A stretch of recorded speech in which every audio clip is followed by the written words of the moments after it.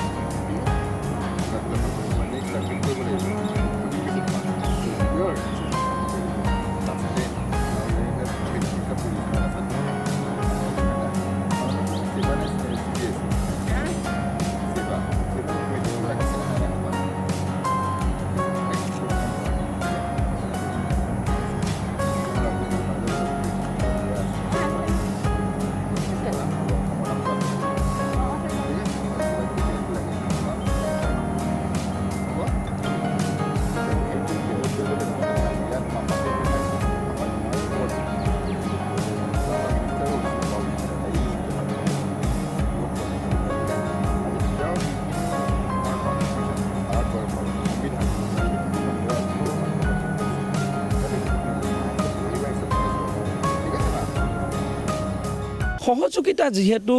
সংগঠনত এটা ব্যৱস্থাত আমি সকলোৱে কাম কৰোঁ আমি সকলোৱে একেলগে কাম কৰি আছোঁ আৰু যেহেতু দলৰ এগৰাকী নিষ্ঠাবান কাৰ্যকৰ্তা তেখেতো ময়ো আৰু আমাৰ সকলোবিলাক দলে যি সিদ্ধান্ত দিব আমি সকলোৱে একেলগে মিলি পেলাই সেইটো পালন কৰিম আৰু দলৰ সিদ্ধান্তটোৰ বাবে আমি সকলোৱে অপেক্ষা কৰি আছোঁ চাওক সকলোৰে প্ৰক্ৰিয়া বেলেগ বেলেগ এতিয়া যদি কোনোবাই প্ৰাৰ্থিত্ব বিচৰাটোতো কেতিয়াও অপৰাধ হ'ব নোৱাৰে তেওঁ বিচাৰিছে তেওঁ গৈছে তাত আমাৰ আপত্তি নাই সেইটোতো যাবই সেইটোত আমাক ক'বলগীয়া নাই কিন্তু মই মানে অকণমান ৰাইজৰ লগত থাকি ভাল পাওঁ বহুত বছৰটো সংগঠনেই কৰিছোঁ সংগঠনৰ প্ৰত্যেক মানুহৰ লগত থাকিছোঁ কেতিয়াবা সাধাৰণভাৱে যেতিয়া ৰাইজৰ লগত থকা যায় তেতিয়া ৰাইজৰ লগত ভালো হয় ৰাইজে বহুত কথা ওচৰৰ পৰা ক'বও পাৰে খং কৰিবও পাৰে মৰমো কৰিব পাৰে সেইকাৰণে দুইটা সুযোগ লোৱাটো ভাল সেইকাৰণে অপৰচুনিটি লৈছোঁ চাওক সাংগঠনিক কামত মই ঘূৰা নাই কাৰণ সাংগঠনিক কাম যদি কৰিবলগীয়া আছে মই দলৰ পতাকা লৈ দলৰ ব্যৱস্থাৰে আমি কৰিম এইটো হৈছে মোৰ ব্যক্তিগত জনসম্পৰ্ক ৰাইজৰ লগত সম্পৰ্ক সাধাৰণ মানুহ এজনৰ লগত সম্পৰ্ক